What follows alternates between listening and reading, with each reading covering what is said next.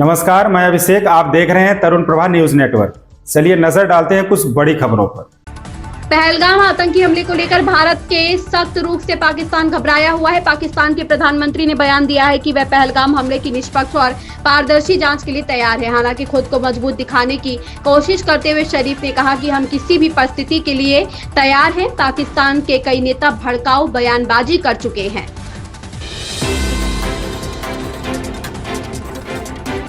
प्रधानमंत्री नरेंद्र मोदी ने शनिवार को रोजगार मेले के तहत वीडियो कॉन्फ्रेंसिंग के जरिए विभिन्न सरकारी विभागों एवं संस्थानों में 51,000 से अधिक नवनियुक्त युवाओं की नियुक्ति पत्र बांटे। उन्होंने इस कार्यक्रम में उपस्थित जनसमूह को संबोधित भी किया। रोजगार सृजन को उच्च प्राथमिकता देने की प्रधानमंत्री की प्रतिबद्धता के तहत 15वां रोजगार मेला देश भर में 47 जगहों पर आयोजित किया गया। इससे युवाओं को सशक्त बनाने के लिए सार्थक अवसर उपलब्ध होंगे और वे राष्ट्र के विकास में प्रभावी योगदान देने में सक्षम होंगे।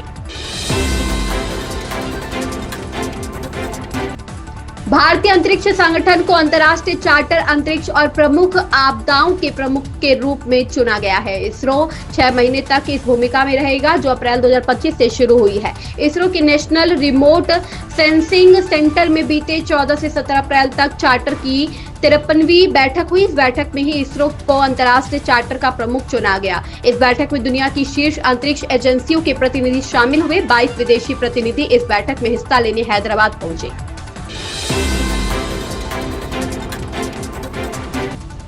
पहलगाम आतंकी हमले के बाद केंद्र सरकार की ओर से लिए गए संकल्प को केंद्रीय मंत्री और भाजपा के राष्ट्रीय अध्यक्ष जेपी नड्डा ने दोहराया। उन्होंने कहा कि भारत पहलगाम आतंकी हमले के जिम्मेदारों को करारा जवाब देगा। पुणे के दगडूशेठ गणपति मंदिर में पूजा के बाद नड्डा ने कहा कि देश को उम्मीद है कि पीएम नरेंद्र मोदी हमले का कड़ा जवाब देंगे।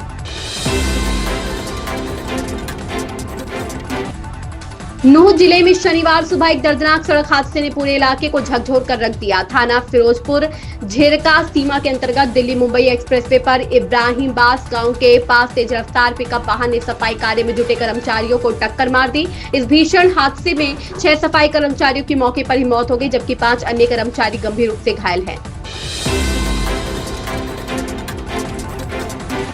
मुर्शिदाबाद हिंसा पर राष्ट्रीय महिला आयोग की रिपोर्ट पर भाजपा सांसद तरुण चुग ने कहा, मुर्शिदाबाद में हिंदुओं पर पूर्व नियोजित हमले पर पश्चिम बंगाल सरकार की चुप्पी इस बात का सबूत है कि ममता बनर्जी की सरकार ने दंगाइयों को पनाह दी है। ममता बनर्जी ने अपने अत्याचारों और कुशासन से बंगाल को बर्बाद और कलंकित किया है। यह मानवता पर कलंक है। उनकी तुष्टीकरण की राजनीति ने राज्य में अपराधियों को खुली छूट दे दी है। मुर्शिदाबाद में हिंदुओं के खिलाफ सुनियोजित और योजनाबद्ध हमला बंगाल सरकार की चुप्पी ये स्पष्ट करती है कि अब बंगाल की सरकार, ममता बनर्जी की सरकार ने उपद्रवियों को शरण दे दी। आधुनिक भारत की मॉडर्न जिन्ना ममता बनर्जी ने बंगाल को अपने अत्याचार, दमनकारी, विध्वंसकारी कुशासन से बर्बाद व बदनाम कर दिया। महिलाओं और बच्चों पर अत्याचार की दिल दहलाने वाली कहानियां सामने आ रही हैं। मानवता पर कलंक है। तुष्टीकरण की राजनीति ने अपराधियों को खुली छूट दी।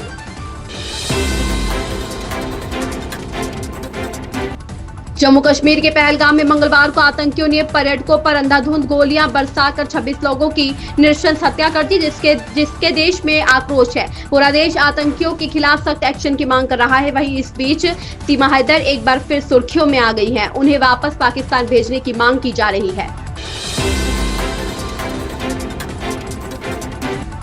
पश्चिम उत्तर प्रदेश में गर्मी ने अपना रूप दिखा दिया है। आगामी 3 दिन तक गर्मी पूरी चरम पर रहेगी और दिन में चलने वाली हीट वेव भी परेशान करेगी। मौसम वैज्ञानिकों की माने तो 3 दिन कोई राहत के आसार नहीं है। शनिवार का दिन भी सुबह से ही गर्म दिखाई दिया। हवा की रफ्तार कम होने के साथ सूरज की तपिश के साथ मौसम बदलता गया और गर्मी बढ़ती चली गई। दोपहर तक गर्मी का रूप और भी ज्यादा बढ़ गया। दोपहर के समय सड़कों पर भी गर्मी का असर दिखाई दिया। धीरे धीरे बढ़ता तापमान 42 डिग्री के पास पहुंच गया है।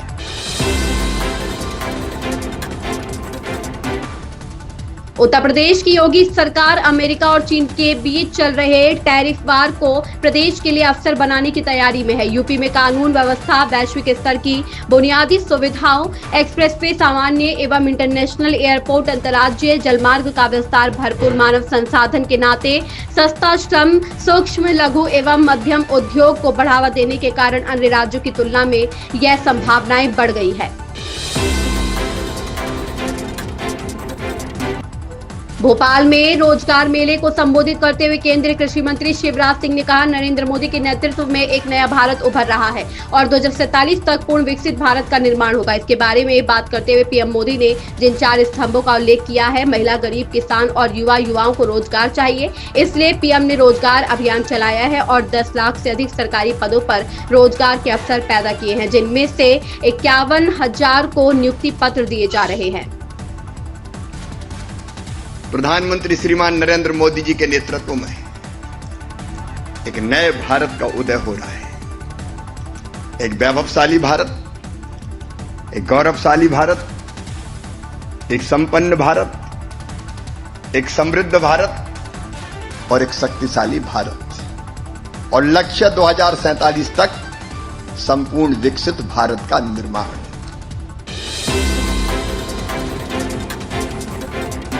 मुख्यमंत्री योगी आदित्यनाथ शनिवार को लखीमपुर खीरी के पलिया में जनसभा को संबोधित करते हुए आतंकवाद पर जमकर बरसे। मुख्यमंत्री ने कहा कि सभ्य समाज में आतंकवाद के लिए कोई जगह नहीं हो सकती, अराजकता के लिए कोई जगह नहीं हो सकती। भारत सरकार सुरक्षा, सेवा, सुशासन का मॉडल है जो विकास, गरीब कल्याण और सबकी सुरक्षा पर आधारित है। अगर कोई सुरक्षा में सेंध लगाने का दुस्साहस करेगा तो उसके लिए जीरो टॉलरेंस की नीति है। वह जिस भाषा में समझेगा उसको उस भाषा में जवाब देने के लिए भारत तैयार है।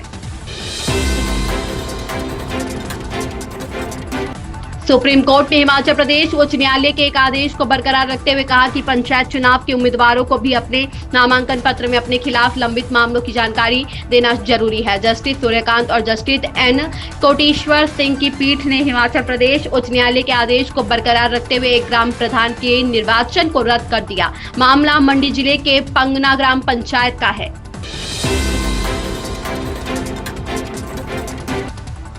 पांच साल के अंतराल के बाद भारत ने शनिवार को जून से कैलाश मानसरोवर यात्रा फिर से शुरू करने की घोषणा की। यात्रा को फिर से शुरू करने को भारत और चीन द्वारा संबंधों को बेहतर बनाने के प्रयासों के एक हिस्से के रूप में देखा जा रहा है। दोनों देशों ने पिछले साल अक्टूबर में समझौते के तहत डेमचोक और देपसांग के 2 तनाव वाले बिंदुओं पर सैनिकों की वापसी पूरी कर ली थी। लखनऊ इलाहाबाद हाईकोर्ट की लखनऊ पीठ ने अयोध्या के गोसाईगंज विधानसभा क्षेत्र से विधायक अभय सिंह के चुनाव को चुनौती देने वाली याचिका खारिज कर दी है। कोर्ट ने चुनाव याचिका दाखिल करने वाले मयाबाजा निवासी रितेश सिंह उर्फ कैप्टन सिंह पर 25,000 रुपए हर्जाना भी लगाया है। साथ ही हर्जाने की धनराशि याचिका में विपक्षी अभय सिंह को 6 सप्ताह से प्रदान किए जाने का आदेश दिया है। तेलुगु अभिनेता नानी इन दिनों अपनी आगामी फिल्म हिट 3 के प्रमोशन में व्यस्त हैं। फिल्म की बाकी कास्ट के साथ वो अलग अलग जगहों पर फिल्म का प्रमोशन कर रहे हैं। इस बीच चेन्नई में फिल्म के प्रमोशन के दौरान सेट पर नानी को एक सरप्राइज मिला। इस सरप्राइज विजिट ने नानी के चेहरे पर मुस्कान ला दी। यह सरप्राइज उन्हें अभिनेत्री श्रुति हासन ने दिया।